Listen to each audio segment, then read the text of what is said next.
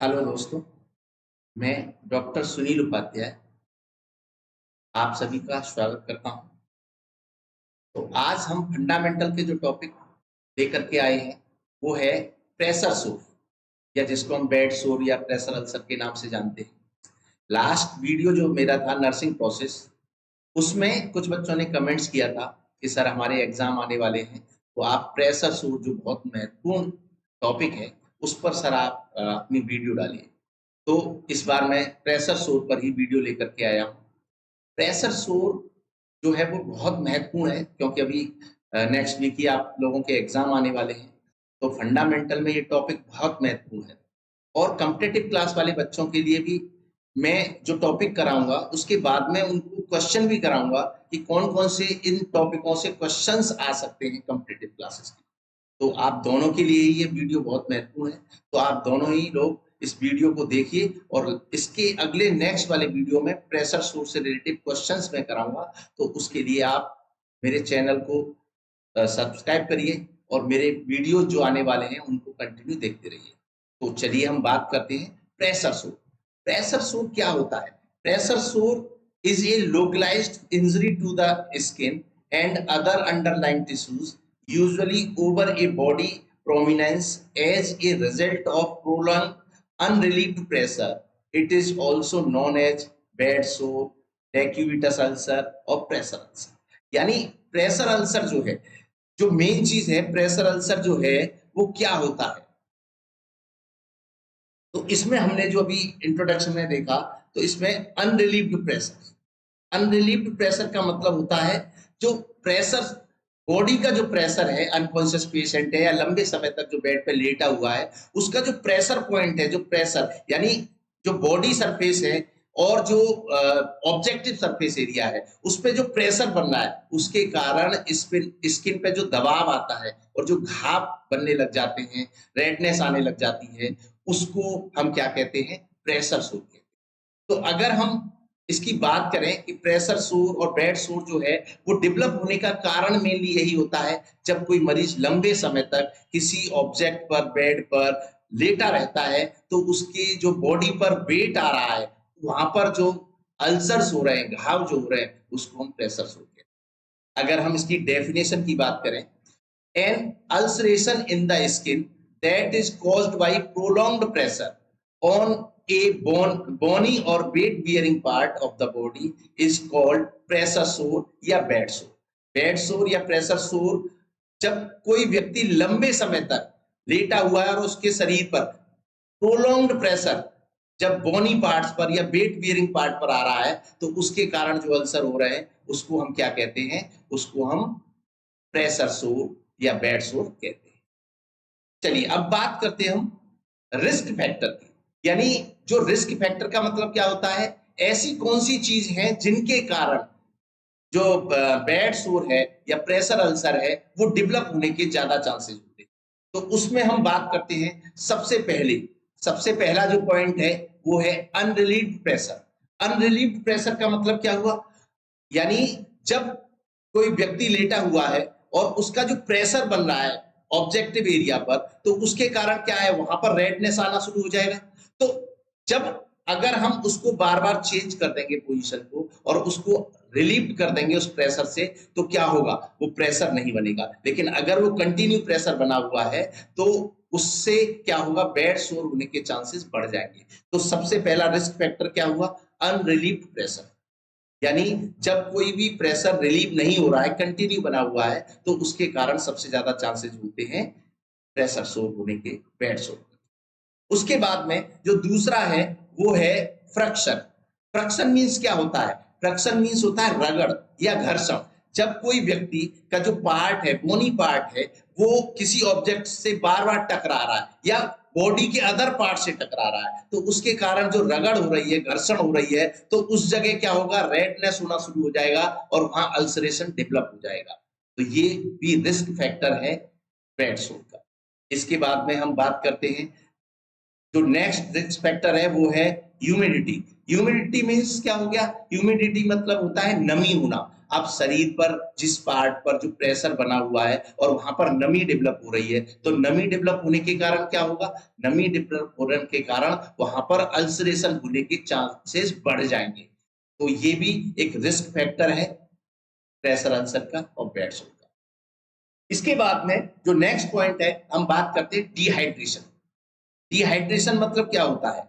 Dehydration मतलब होता है शरीर में फ्लूइड की या पानी की कमी होना। अब शरीर में पानी की और फ्लूइड की कमी होने से अल्सर या बेड सोर कैसे हो जाएंगे? उसका कारण ये है कि जब स्किन में पानी की कमी होगी तो स्किन क्या होगी? शुष्क होने लग जाएगी। जब शुष्क होने लग जाएगी तो उससे क्या होगा? शरीर में जो स्किन में ब्लड सप्लाई है वो बाधित होगी। ब्लड सप्लाई बाधित होगी तो वहां पर न्यूट्रिएंट्स नहीं पहुंच पाएंगे।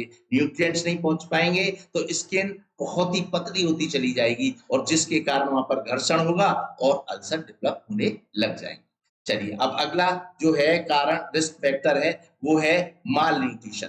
माल न्यूट्रिशन मीन्स क्या होता है? माल न्यूट्रिशन मतलब deficiency of nutrient in daily diet. Diet में जब व्यक्ति को न्यूट्रिएंट्स नहीं दिए जाएंगे तो उसके शरीर में न्यूट्रिएंट्स की कमी हो जाएगी। अब न्यूट्रिएंट्स की कमी होगी तो उससे क्या होगा? उसके शरीर में जो स्किन को पोषक तत्व चाहिए रिपेयर के लिए वो नहीं पहुंच पाएंगे और वहां पर जो अल्सर डेवलप हो रहा है वो रिपेयर नहीं होगा और वो आगे जाकर के एक घाव का रूप ले लेगा और वो क्या हो जाए? बन जाएगा बेड सोर बन जाएगा। इसके बाद में रिस्क फैक्टर नेक्स्ट है एज।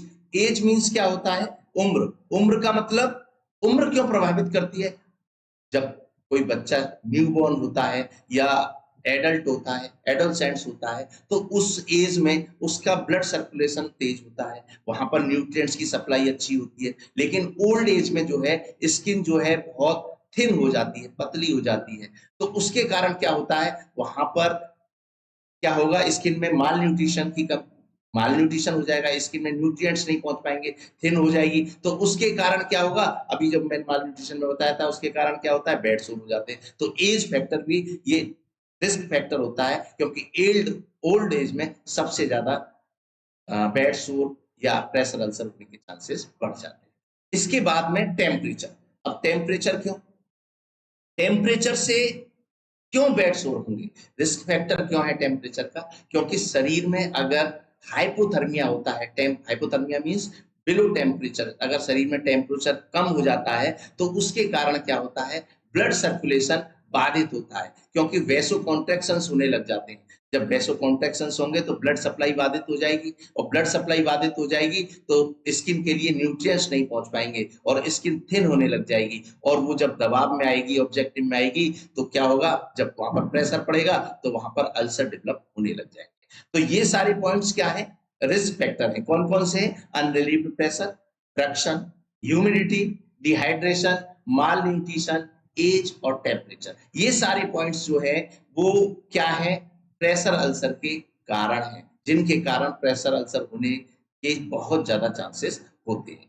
चलिए, अब बात करते हैं और कौन कौन से ऐसे कारण हैं जिनके कारण प्रेशर अल्सर हो सकता है। तो impaired physical mobility. Impaired physical mobility का मतलब यह है कि जब कोई व्यक्ति लगातार किसी बेड पर लेटा हुआ है और उसके शरीर के जो पार्ट्स हैं वो मूवमेंट नहीं कर रहे हैं, तो मूवमेंट नहीं करेंगे तो क्या होगा? अनरिलीव्ड प्रेशर होगा, जो हमने सबसे पहला पॉइंट पढ़ा था। अनरिलीव्ड प्रेशर होगा तो वहां पर क्या होगा? अल्सर डेवलप हो जाएंगे जो कि बेड सोर का रूप ले लेंगे। तो इस ये एक महत्वपूर्ण कारण है इम्पेयर्ड फिजिकल मोबिलिटी का। तो क्योंकि इसीलिए हमने बताया था कि मरीज को क्या है? चेंज करते रहने चाहिए पोजीशन, क्योंकि अगर अनरिलीव्ड प्रेशर होगा तो बेड सोर डेवलप हो जाएगा। चलिए, इसके बाद में हम बात करते हैं chronic medical conditions like diabetes, cardiovascular disease etcetera. यानी अगर किसी मरीज को लंबे समय तक कोई डिजीज बनी हुई है, जैसे डायबिटीज मेलाइटस। अब डायबिटीज मेलाइटस से क्या इफेक्ट पड़ेगा? डायबिटीज मेलाइटस क्या होती है? जब ब्लड में ग्लूकोज का लेवल इंक्रीज हो जाता है। जब ब्लड में ग्लूकोज का लेवल इंक्रीज होगा तो ब्लड सर्कुलेशन से स्किन में भी पहुंचेगा और वो हीलिंग नहीं होने देगा, और जब हीलिंग नहीं होने देगा तो जैसे ही वहां पर प्रेशर पड़ेगा तो वहां पर क्या होगा? अल्सर डेवलप होने लग जाएंगे और वो बेड सोर का रूप ले लेंगे। और कार्डियोवास्कुलर डिजीज। कार्डियोवास्कुलर डिजीज मतलब हार्ट डिजीज। हार्ट डिजीज मतलब हार्ट से ब्लड की सप्लाई प्रॉपर नहीं होगी, और हमने पहले बताया था आपको कि जब ब्लड सप्लाई प्रॉपर नहीं होती है तो वहां पर अल्सर होने के चांसेस बढ़ जाते हैं। तो ये सारे क्या है, रिस्क फैक्टर हैं प्रेशर अल्सर या बेड सोर के। अब हम बात करते हैं पोजीशन वाइज, यानी कौन सी पोजीशन में कौन कौन सी साइड्स पर बेड सोर होने के चांसेस होते हैं। तो सबसे पहले हम बात करेंगे सुपाइन पोजीशन की। इसकी सुपाइन पोजीशन की, यानी सुपाइन पोजीशन में अगर मरीज कंटिन्यू लेटा हुआ है तो वहां पर कौन कौन से प्रेशर पॉइंट होंगे। तो कौन कौन से प्रेशर पॉइंट होंगे, सबसे पहला कौन सा है, ऑक्सीपिटल। ऑक्सीपिटल आप डायग्राम में हम देख रहे हैं कि जो ऑक्सीपिटल है, ऑक्सीपिटल क्या होता है, हेड का जो बैक एरिया होता है, ऑक्सीपिटल बोन जो है, यहाँ पर ये प्रेशर डेवलप हो रहा है, ये प्रेशर डेवलप हो रहा है तो यहाँ पर लंबे समय तक कोई सिर अपना रख करके किसी ऑब्जेक्ट पर रखे हुए हैं तो वहां पर प्रेशर डेवलप होगा। और तो कौन सा हो गया, सबसे पहले ऑक्सीपिटल बोन हो गया। इसके बाद में दूसरा कौन सा है, दूसरा हो गया आपका शोल्डर। शोल्डर पर क्योंकि शोल्डर जो है वो प्रोमिनेंट एरिया है, वो हार है, यहाँ पर वो हिस्सा जो है वो क्या है, ऑब्जेक्टिव से टकराता है, और टकराएगा तो यहाँ पर अनरिलीव्ड प्रेशर होगा। तो ये दूसरा क्या हो गया आपका, कौन सी साइड हो गई दूसरी, शोल्डर। इसके बाद में हम बात करते हैं स्केपुला। स्केपुला, स्केपुला का आपने देखा होगा कि वो हिस्सा जो है वो बाहर की तरफ निकला हुआ होता है तो और वो हिस्सा क्या है, बेड के ऑब्जेक्ट से टकराता है और वहां पर घर्षण होता है, और अगर मूवमेंट नहीं करता अनरिलीव प्रेशर होता है, तो वो प्रेशर क्या है, बेड सोर का रूप ले लेता है। इसी में और कौन सी कॉमन साइट होती है सुपाइन पोजीशन की, spinous process of vertebra. Spinous process of vertebra क्या, जो आपने देखा होगा स्पाइन में वर्टिब्रा जो होती है वो आउटवर्ड थोड़ा बाहर की तरफ निकली होती है, बाहर जो होता है, और वो हिस्सा क्या है आपके ऑब्जेक्टिव से, जिस पर आप लेटे हो उससे बार बार टकराएगा, वहां पर प्रेशर बनेगा, बॉडी का पार्ट का प्रेशर वहां पर आएगा और उसके कारण वहां पर अल्सर डेवलप हो जाएगा। उसके बाद में अगला है एल्बो। एल्बो, जब मरीज सीधा सुपाइन पोजीशन में, जैसा कि आप डायग्राम में देख रहे हो, एल्बो जो है वो ऑब्जेक्टिव से टकरा रही है, और एल्बो ऑब्जेक्टिव से टकरा रही है तो वहां पर क्या हो गया, अनरिलीव प्रेशर डेवलप हो रहा है, क्योंकि मरीज लंबे समय तक लेटा हुआ है तो उस पर क्या होगा, प्रेशर डेवलप होगा और वहां पर अल्सर डेवलप हो जाएगा। इसके बाद में सैक्रम। सैक्रम का हिस्सा जो है वो आपने देखा होगा प्रोमिनेंट होता है, थोड़ा बाहर की तरफ निकला हुआ होता है, और उस पर जो बॉडी का वेट है वो वियरिंग हो जाता है, उस पर पड़ता है, और उसके कारण क्या होता है, वहां पर अल्सर, अनरिलीव प्रेशर होगा तो अल्सर डेवलप होगा। इसके बाद में हील। हील जो है आपकी जो हील होती है वो जब आप सुपाइन पोजीशन में लेटे हुए होते हो, तो जैसा कि डायग्राम में आपको दिख रहा है ये हील है, ये हिस्सा जो है ऑब्जेक्टिव से टकरा रहा है, ऑब्जेक्टिव से टकरा रहा है, और इसका जो फुट का वेट है वो उस पर आता है, और वो कंटिन्यू जब ऑब्जेक्टिव से टकराता है तो वहां पर क्या होता है, प्रेशर डेवलप होता है, और अनरिलीव्ड होगा, जब उस प्रेशर को हम नहीं हटाएंगे तो क्या होगा, वहां पर अल्सर डेवलप हो जाएगा। और इसके बाद में टोज। टोज पर कैसे, वहां पर कैसे प्रेशर पड़ेगा, जो टोज है वो क्या है, वो आपस में पैर की जो उंगलियां हैं और टोज हैं वो एक दूसरे से जुड़े हुए होते हैं, और उन पर क्या होता है, वहां पर बीच में जब वो मूवमेंट नहीं करते हैं तो वहां अल्सर होने लग जाते हैं। तो ये सारे जो कॉमन साइट्स हैं ये क्या है, कॉमन साइट्स हैं सुपाइन पोजीशन की। अगर सुपाइन पोजीशन में मरीज लेटा हुआ है तो यहाँ पर सब जो पॉइंट्स हैं इन पर क्या होगा, प्रेशर डेवलप होगा, और प्रेशर डेवलप होगा तो वहां पर अल्सर हो जाएंगे। चलिए इसके बाद में हम बात करते हैं साइड लाइन पोजीशन। अगर साइड लाइन पोजीशन में यानी करवट लेकर के मरीज को कंटिन्यू लेटाया गया है, या अनकॉन्शियस है, या वो लेटा हुआ है इस पोजीशन में, तो उस कंडीशन में कौन कौन से जो साइड्स है वहां पर प्रेशर डेवलप होंगे। तो सबसे पहले कहां पर होगा, सबसे पहला जो है वो कहां पर होगा, ईयर पर। ईयर, क्योंकि साइड लेटा हुआ है, उसके नीचे पिलो लगा हुआ है या कोई ऑब्जेक्टिव है, तो उसमें क्या होगा, ईयर पर प्रेशर बनेगा, और कंटिन्यू प्रेशर होगा तो वो ऑब्जेक्टिव और स्कल के बीच में आ जाएगा उसके प्रेशर से, क्योंकि हेड का जो प्रेशर है और नीचे ऑब्जेक्ट का प्रेशर है, तो उसमें ईयर बीच में आएगा और वहां पर क्या होगा, अल्सर डेवलप होने लग जाएगा। इसके बाद में शोल्डर।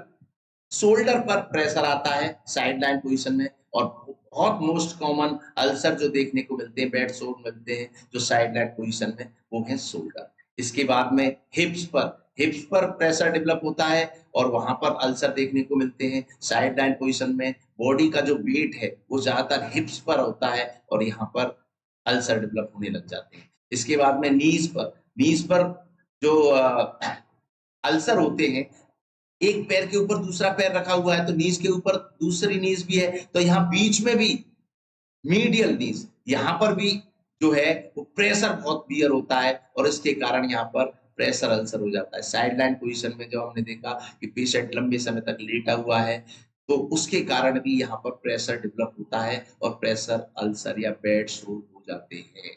इसके बाद में एंकल्स पर बहुत प्रेशर पड़ता है। आपने एंकल देखा होगा, वो प्रोमिनेंट उभार होता है, एक बाहर की तरफ निकला हुआ होता है, बोनी पार्ट्स होता है, जो कि ऑब्जेक्टिव से टकराता है बार-बार और यहाँ पर प्रेशर डेवलप होता है और बेड सोर का रूप ले लेता है। तो ये सारी चीज़ें हैं जो ईयर हुआ, शोल्डर हुआ, एल्बो हुआ, हिप हुआ, लैटरल नीज़, मीडियल नीज़ और एंकल्स, ये सारे प्रेशर पॉइंट हैं, जहाँ पर बहुत प्रेशर पड़ता है बॉडी का साइड लाइन पोजीशन में और बेड सोर डेवलप होने के चांसेस बढ़ जाते हैं। इसके बाद में नेक्स्ट पोजीशन की बात करते हैं हम, फाउलर पोजीशन। फाउलर पोजीशन जो होती है वो हेड को एलिवेट, बेड का जो पार्ट्स होता है उसको एलिवेट कर देते हैं और फाउलर पोजीशन जो है वो 45 से 60 डिग्री पर बेड को एलिवेट करते हैं। तो फाउलर पोजीशन में चाहे वो सेमी फाउलर पोजीशन हो, चाहे फाउलर पोजीशन हो, चाहे हाई फाउलर पोजीशन हो, तो उन सब में क्या होता है, जो प्रेशर पॉइंट है वो कौन कौन से होते हैं। एक तो है ऑक्सीपिटल बोन। ऑक्सीपिटल बोन जो है वो जो बोनी पार्ट है हेड का, बैक हेड का वो पार्ट है और वहां पर ये जो हम देख रहे हैं डायग्राम में, ये जो हिस्सा है इस पर क्या होता है, ये बार बार बैक में लगा, जो बेड जो होता है उस ऑब्जेक्ट से टकराता है और यहाँ पर प्रेशर अक्सर हो जाता है। उसके बाद में ये शोल्डर है। शोल्डर जो है वो, शोल्डर ब्लेड जो है वो किससे टकरा रहा है, बेड से। मैंने बताया था आपको स्किपुला का जो पार्ट्स होता है वो बेड से टकराता है, तो वो बार बार बेड से टकराएगा तो वहां पर प्रेशर डेवलप होगा, क्योंकि मरीज कंटिन्यूस पोजीशन में अगर लेटा हुआ है तो यहाँ पर प्रेशर डेवलप होगा और यहाँ क्या हो जाएगा, बेड सोर हो जाएगा। तो ये प्रेशर पॉइंट है। और कौन सा है प्रेशर पॉइंट, एल्बो। एल्बो का जो पॉइंट है, प्रेशर पॉइंट, वो क्या करेगा, यहाँ पर प्रेशर डेवलप करेगा और उसके कारण यहाँ पर अल्सर हो जाएंगे। इसके बाद में क्या है, सैक्रम। सैक्रम का जो हिस्सा होता है, जब हम सिटिंग पोजीशन में होते हैं या फाउलर पोजीशन में होते हैं तो ये जो है प्रोमिनेंट हो जाता है, थोड़ा बाहर की तरफ निकलता है और यहाँ पर प्रेशर डेवलप होता है। इसके बाद में इस्चियल ट्यूबरसिटी। इस्चियल ट्यूबरसिटी में जब, क्योंकि ये सिटिंग पोजीशन या फाउलर पोजीशन है तो बॉडी का जो वेट है वो यहाँ पर आ रहा है और बॉडी का वेट जो यहाँ पर आ रहा है, तो उसके कारण क्या होगा, यहाँ पर प्रेशर डेवलप होगा और प्रेशर डेवलप होगा कंटिन्यू, अनरिलीव्ड प्रेशर होगा तो क्या होगा, यहाँ पर बेड सोर डेवलप हो जाएगा। इसके बाद में हील।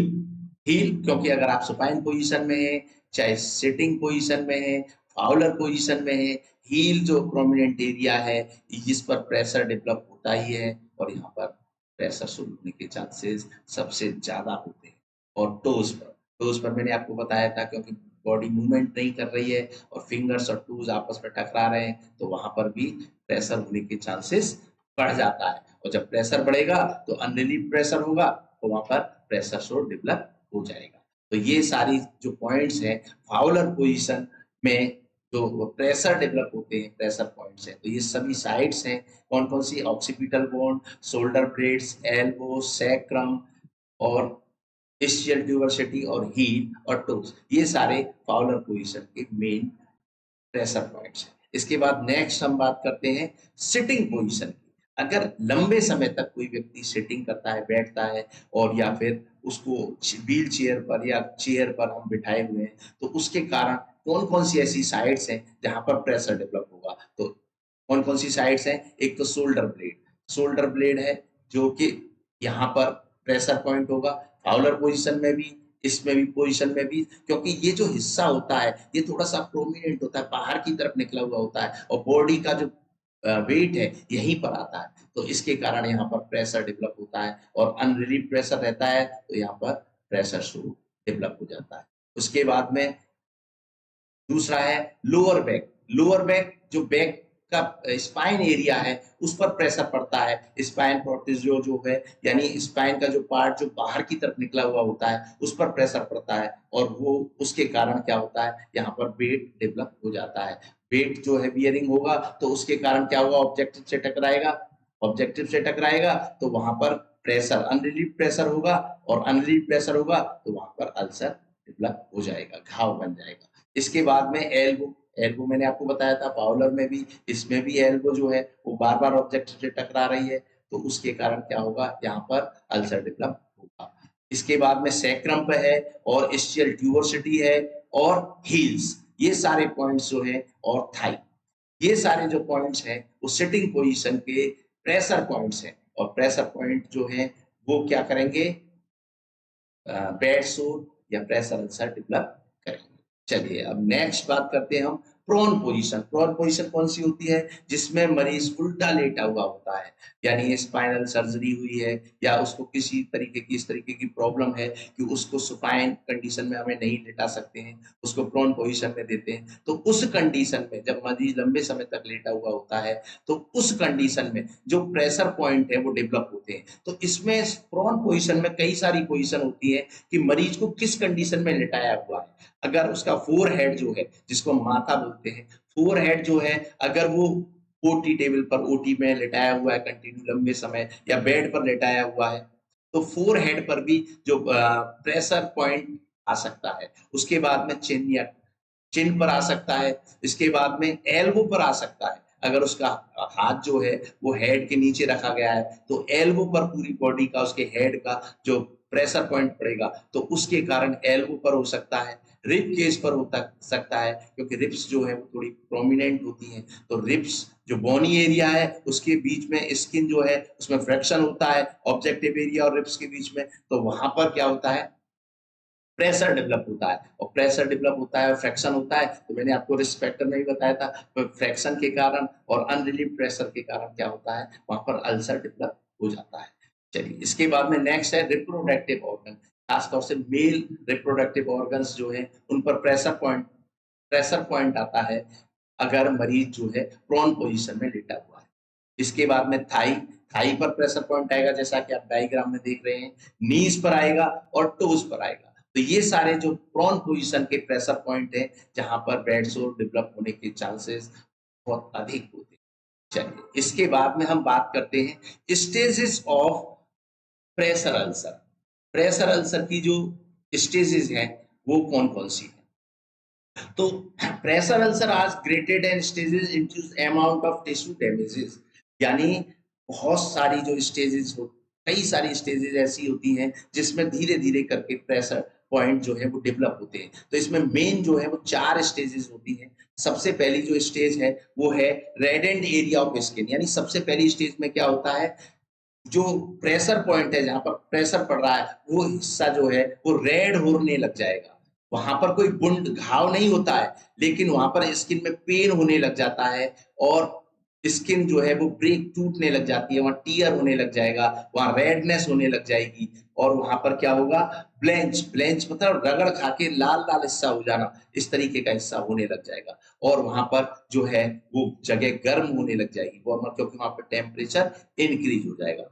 तो सबसे पहले हम क्या बात कर रहे थे, प्रेशर जो अल्सर होता है उसकी फर्स्ट स्टेज में क्या होगा, फर्स्ट स्टेज में क्या होगा, सोर आर नॉट ओपन वुंड, यानी वहां पर कोई ओपन वुंड दिखाई नहीं देगा, स्किन में भी पेनफुल, और स्किन जो है वो पेनफुल होगी, और ब्रेक्स एंड टीयर, ये वहां पर ब्रेक टूटने लग जाएगी, टीयर होने लग जाएगा, स्किन एपियर्स रेड, वहां पर रेड एंड एरिया दिखाई देने लग जाएगा, और वहां पर नॉट ब्लेंच स्किन, और वहां पर जो है वो ब्लेंच स्किन यानी वहां पर जो हिस्सा है वो पीला नहीं होगा, लेकिन स्किन जो है उसका टेम्परेचर जो है वो इंक्रीज होने लग जाएगा, क्योंकि रेड एंड एरिया हो रहा है, वहां पर वो रगड़ खा करके सफेद या पीला नहीं हो रहा। वो कब होगा, वो नेक्स्ट स्टेज में। तो चलिए अब बात करते हैं हम दूसरी स्टेज की।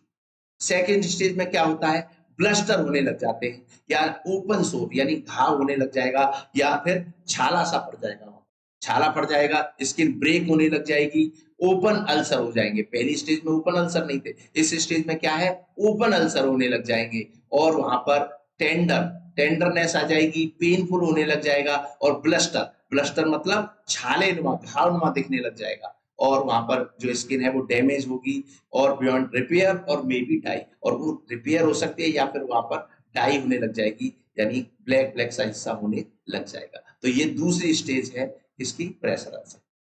तीसरी स्टेज में क्या होगा, अगर हम अनरिलीव प्रेशर नहीं कर रहे हैं, केयर नहीं कर रहे हैं, तो तीसरी स्टेज डेवलप होने लग जाएगी और उसमें क्या होगा, क्रेटर। क्रेटर मतलब क्या होता है, एक कटोरा नुमा, गड्ढे नुमा एक घाव बनने लग जाएगा। स्टेज थर्ड में क्या होगा, द सोर get worse and extends in the tissue breathe skin forming a small crater। एक घाव बनने लग जाएगा, एक गड्ढा बनने लग जाएगा और उसमें क्या होगा, इसमें जो फर्स्ट स्टेज है उसमें तो क्या होता है, जो एपिडर्मिस है वो इन्वॉल्व होती है। सेकंड स्टेज में क्या होता है, एपिडर्मिस और डर्मिस दोनों लेयर इन्वॉल्व हो जाती हैं और थर्ड स्टेज में क्या होता है, एपिडर्मिस, डर्मिस और ये जो घाव है, जो अल्सर है, वो कहां तक पहुंचाएगा, सब कुटेनियस टिश्यू तक पहुंच जाता है। इसमें ये तीन और स्किन की लेयर इन्वॉल्व हो जाती है। चलिए बात करते हैं अब फोर्थ स्टेज की।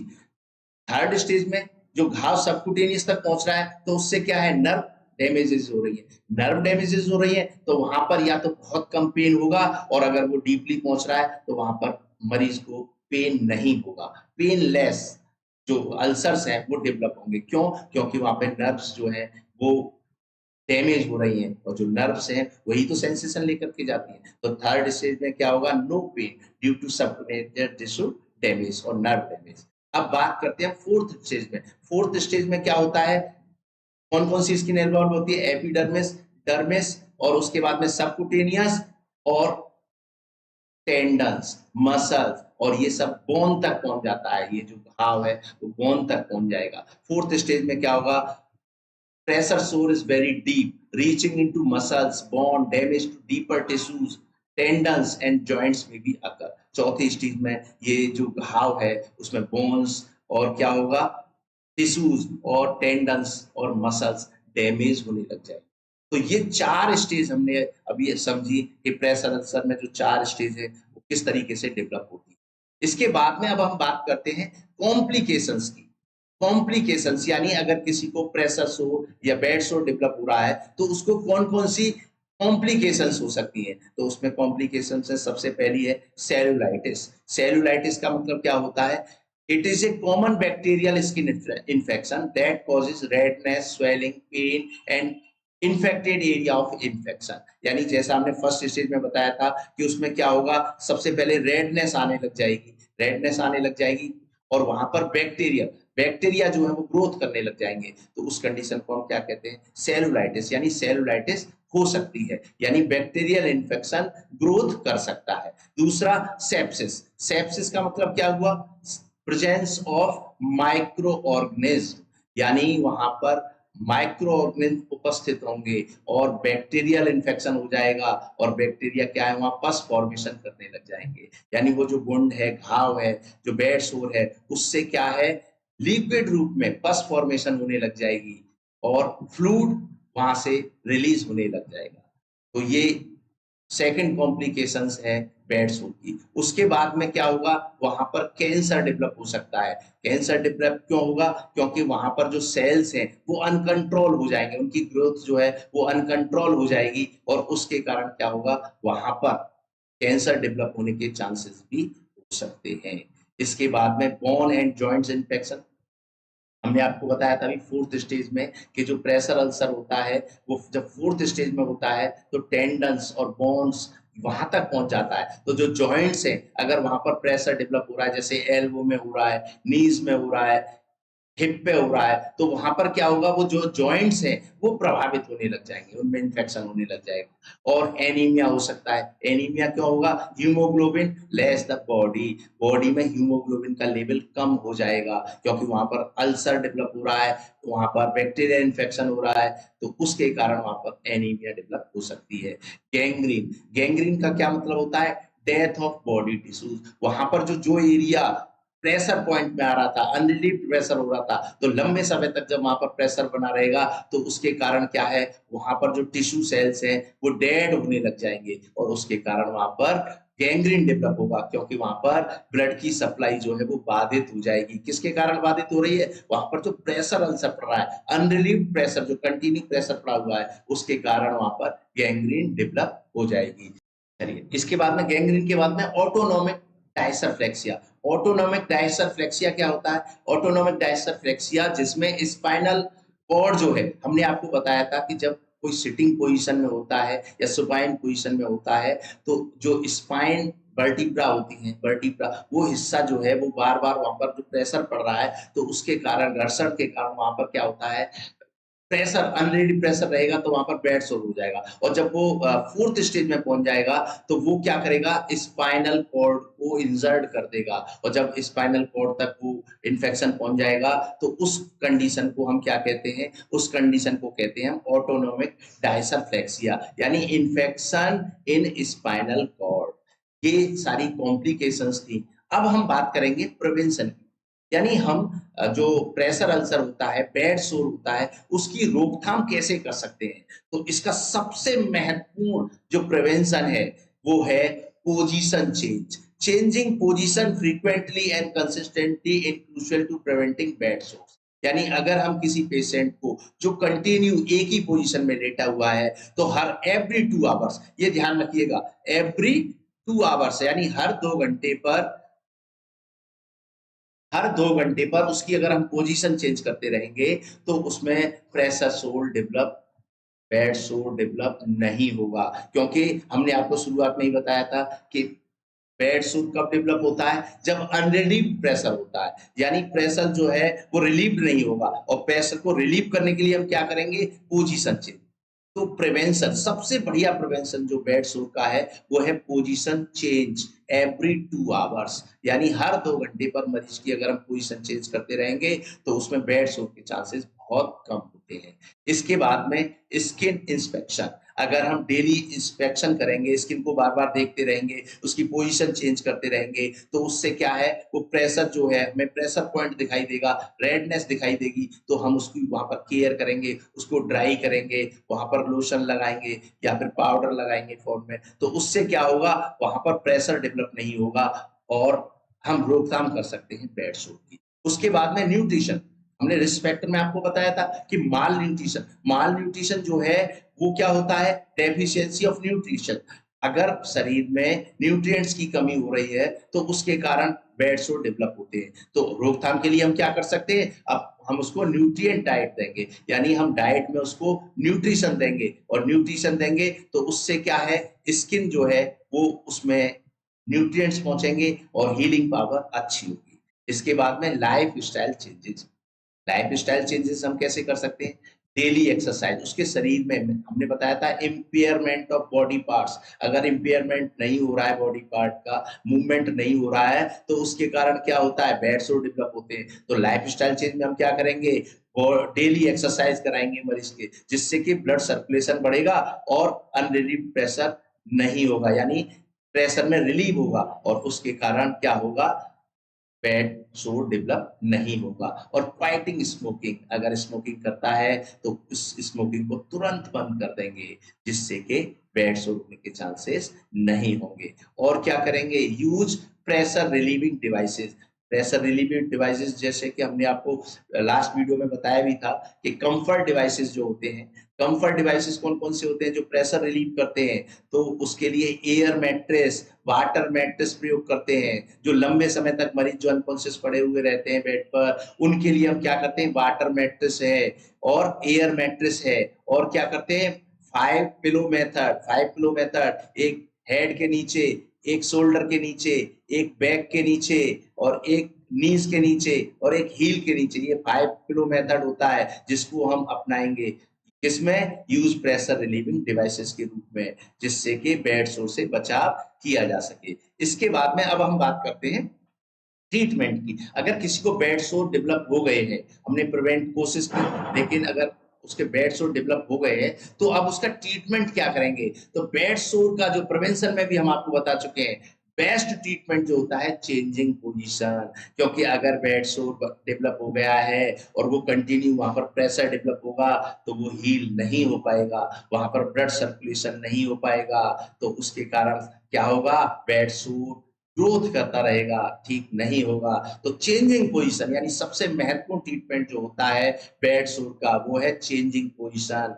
और चेंजिंग पोजीशन हमने क्या बताई थी, एवरी 2 आवरली, हर 2 घंटे पर हम चेंज पोजीशन चेंज करते रहेंगे। और क्या करेंगे, यूजिंग सपोर्ट सरफेसेस यानी कंफर्ट डिवाइसेस और सरफेसेस यानी एयर मैट्रेस, ये वाटर मैट्रेस, इनका हम प्रयोग करेंगे। और क्या करेंगे, क्लीनिंग यानी हमने क्या क्या बताया था अभी आपको प्रिवेंशन में, स्किन इंस्पेक्शन करते रहेंगे। और हम जो प्रेशर डेवलप हो रहा है या जो बेड सोर डेवलप हो गया है उसको क्लीन करेंगे। क्लीन करने का तरीका क्या होता है, आउटर सरफेस से इनर सरफेस की तरफ, क्योंकि लेस जो एरिया होता है, जो कंटामिनेट एरिया होता है, लेस कंटामिनेट एरिया से कंटामिनेट एरिया की तरफ करते हैं, ज्यादा कंटामिनेट एरिया की तरफ करते हैं।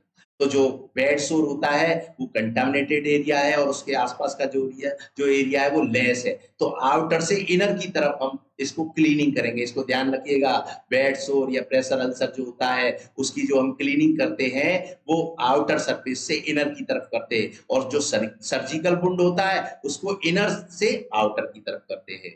चलिए अगला ट्रीटमेंट क्या होगा, कंट्रोलिंग इनकंटीनेंस यानी इनकंटीनेंस, जो मल मूत्र त्याग जो हो रहा है, यूरिन पास आउट हो रहा है, फीसेस जो पास आउट हो रहे हैं, उसके कारण क्या होगा, मॉइस्ट एरिया हो जाएगा, नमी हो जाएगी, उसको हम कंट्रोल करेंगे।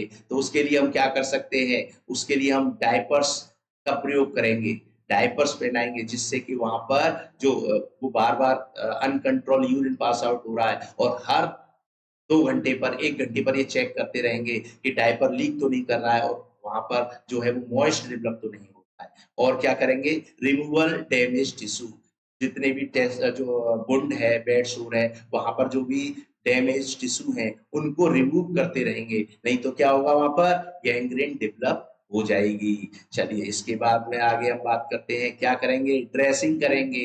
हम उस जगह को, बेड सोर को ड्राई रखने की कोशिश करेंगे और ड्रेसिंग करते रहेंगे, ताकि वहां पर मॉइस्ट ना हो, पस फॉर्मेशन जो हो रही है, माइक्रो ऑर्गेनिज्म डेवलप ना हो, इन सब चीज का ध्यान रखेंगे। और हम उसको बैक्टीरियल इन्फेक्शन, सेप्सिस होने से रोकने के लिए क्या करेंगे, ओरल एंटीबायोटिक्स, हम उसको ओरल एंटीबायोटिक्स देंगे, जिससे कि बैक्टीरियल ग्रोथ, बैक्टीरिया को डिस्ट्रॉय किया जा सके, इनहिबिट किया जा सके। और उसको हम हेल्दी डाइट देंगे, हमने बताया था ना, न्यूट्रिशन उसको बहुत आवश्यक है। तो ऐसी कोशिश करेंगे कि हम उसको डाइट में ज्यादा से ज्यादा न्यूट्रिएंट्स दें। और एजुकेटिंग द केयर गिवर, जो उसकी देखभाल कर रहा है उसको हम बेड सोर के बारे में समझाएंगे कि प्रेशर पॉइंट जो है कौन कौन से हैं, और अनरिलीव्ड प्रेशर रखना है हमें, और कंफर्ट डिवाइसेस रखने हैं। तो ये सारी जानकारी हम देंगे, और जानकारी ही बचाव, यानी अगर हम जानकारी देंगे तो उससे बेड सोर डेवलप होने से बचा सकते हैं, और सर्जिकल रिपेयर करेंगे। तो ये आज हमने प्रेशर पॉइंट पढ़े, हमने प्रेशर अल्सर पढ़ा, हमने बेड सोर के बारे में जानकारी दी। जैसा कि मैंने अभी आपको बताया कि फंडामेंटल के जो टॉपिक हैं, उन टॉपिक्स को हम लेकर के आ रहे हैं, क्योंकि आपके एग्जाम आने वाले हैं। तो काफी सारे पॉइंट्स जो हैं वो हम डिस्कस करेंगे। नेक्स्ट जो मेरा वीडियो होगा, उस वीडियो में मैं आपके लिए कई सारे टॉपिक्स लेकर के आने वाला हूँ। मैं आपको सूचर्स के बारे में भी बताऊंगा कि सूचर्स क्या होते हैं और किस तरीके से उनको डिफाइन करते हैं। नेक्स्ट जो मेरा वीडियो आएगा उसमें प्रेशर अल्सर से इंपॉर्टेंट क्वेश्चंस जो हैं वो कौन कौन से हैं, कॉम्पिटिटिव जो तैयारी कर रहे हैं बच्चे उनके लिए, जो अभी हमने जो बताया बेड सोर, उससे कौन कौन से क्वेश्चन हैं जो आ सकते हैं, तो उनको हम डिस्कस करेंगे। आप लोग सभी को मैं उम्मीद करता हूं कि ये जो प्रेशर सोर है, बेड सोर है, वो अच्छी तरीके से समझ में आया होगा। और कोई भी आपको इससे डिस्कस करना है तो आप मुझको कमेंट्स कर सकते हैं, मैं उसकी जानकारी आपको दूंगा। और आप सब्सक्राइब करना नहीं भूलिए, हमारे चैनल को सब्सक्राइब कीजिए, जिससे, और एक बेल है उसको बजाइए, जिससे कि जो मेरा वीडियो आएगा वो आपको इन्फॉर्मेशन पहुंचाता रहेगा। तो चलिए मिलते हैं नेक्स्ट वीडियो। Thank you.